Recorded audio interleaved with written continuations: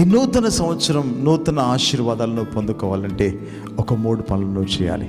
ఏంటి ఆ పని అంటే, విరిగి నలిగిన హృదయంతో దేవుని సన్నిధికి రావాలి. పరిశుద్ధ గ్రంథంలో నుండి కీర్తన 51:17 చూస్తే, విరిగి నలిగిన మనస్సుతో ఎవరైతే దేవుని దగ్గరికి వస్తారో వారి జీవితంలో దేవుడు అద్భుతం చేయబోతున్నాడు.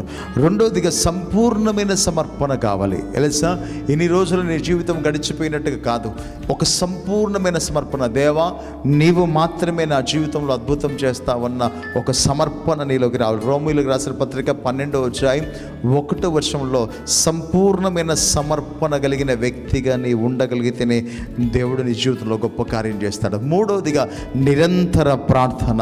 ఎప్పుడు ప్రార్థిస్తున్న ఒక వ్యక్తిగా నీ ఉండగలిగితే దేవుడు నీ జీవితంలో అద్భుతమైన కార్యాలు చేస్తాడు. 1 తెస్సలోనికీయులకు రాసిన పత్రిక 5:17 చూస్తే, మనం నిత్యము ప్రభు సన్నిధిలో ప్రార్థిస్తున్న వ్యక్తులుగా మనం ఉండాలి.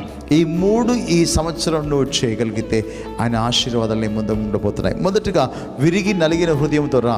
రెండోది సంపూర్ణమైన సమర్పణ.